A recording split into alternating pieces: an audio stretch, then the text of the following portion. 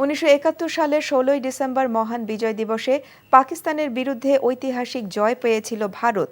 এমনটি উল্লেখ করে সামাজিক যোগাযোগের মাধ্যম এক্সে একটি পোস্ট দিয়েছেন ভারতের প্রধানমন্ত্রী নরেন্দ্র মোদি। মোদি আরও লেখেন, সে ঐতিহাসিক জয়ে সাহসী ভারতীয় সৈনিকদের আত্মত্যাগ চিরস্মরণীয় হয়ে থাকবে। পোস্টে সুকৌশলে বাংলাদেশের মুক্তিযুদ্ধকে ভারতের যুদ্ধ বলে দাবি করেছেন নরেন্দ্র মোদি। পাশাপাশি বিজয় দিবসটা যে দেশের, সেই বাংলাদেশের নামই এড়িয়ে গেছেন তিনি।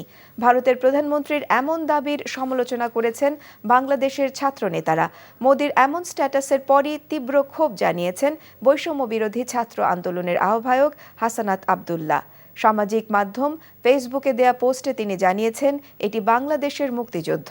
পাকিস্তানের বিরুদ্ধে বাংলাদেশের স্বাধীনতার জন্য এই যুদ্ধ সংঘটিত হয়েছিল। মোদির এমন দাবি বাংলাদেশের স্বাধীনতা, সার্বভৌমত্ব এবং অখণ্ডতার প্রতি সরাসরি হুমকি হিসেবে উল্লেখ করে ভারতের বিরুদ্ধে লড়াই চালিয়ে যাওয়ার আহ্বান জানান তিনি। এর আগেও একই দাবি করে তীব্র সমালোচনার মুখে পড়েছিলেন ভারতীয় প্রধানমন্ত্রী।